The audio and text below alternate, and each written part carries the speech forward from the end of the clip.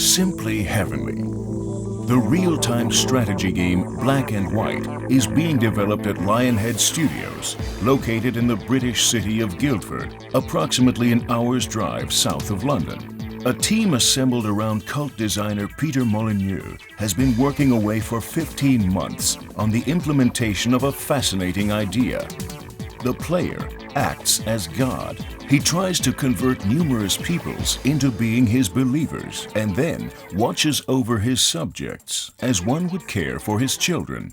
At E3, we spoke to Peter about the most recent development status of the game. This is your citadel. This is where you reside, and this obviously changes and morphs to reflect what you're like as a games player. Just as I said, the landscape around it changes and morphs.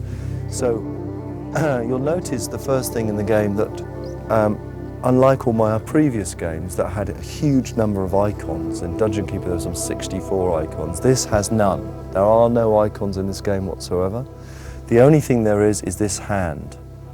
And this hand replaces those icons, and it also replaces the keyboard. I wanted to sort of redesign and relook at the way these games were played. So all you do to scroll around the world is to literally click and grab the landscape. And you can pull the landscape towards you or throw it away. You can pull the landscape around. And that's all just using the mouse. It's all really, really, really simple to use. At the Citadel, the player can acquire a variety of magic spells. And a lot of the spells are really, really powerful. Like this is a lightning bolt, which I can cast around like that. And if you can imagine your creature firing those lightning bolts at other people's creatures. In addition to their good sense of humor, the game's designers also have a great love for details. Party trick now. And I'm actually going to use the keyboard for this because I have to go closer than I normally do. So if you have a look in that storage pit, you can just see here there is a barrel.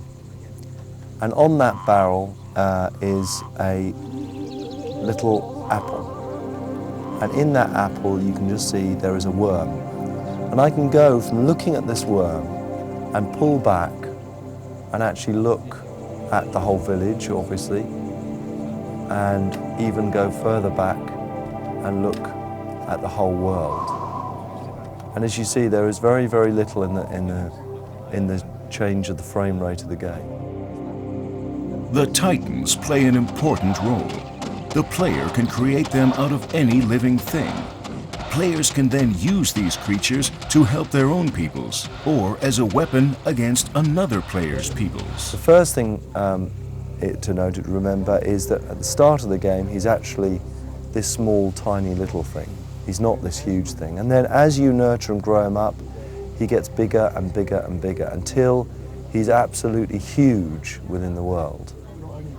Not only does he change his size, but if you encourage him to eat a lot, he will actually get fatter and fatter, or he will get thinner and thinner.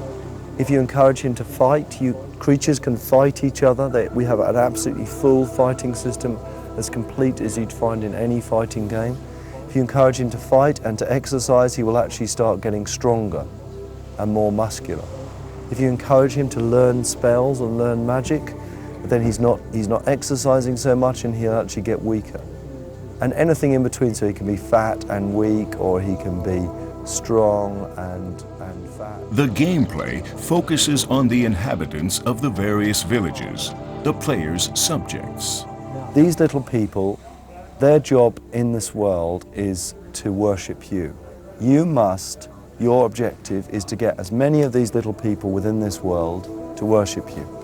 And at the moment, these people down here worship me, but there are lots of people in the world. Over here, we've got a North American Indian tribe, that doesn't worship me at the moment.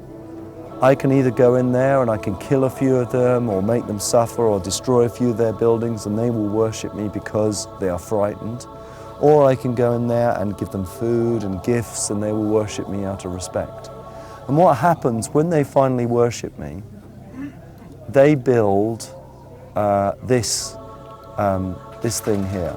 This is a totem, and it allows me to summon them to worship me at my worship site. So I can pull that totem up, and they will all go off and start worshipping me at this worship site. The version that Peter presented in LA was already very advanced, although graphics and sound will be perfected even further. The developers are doing everything in their power to breathe life into the game. After all, Black and White is supposed to cause a sensation when it is launched at the end of the year.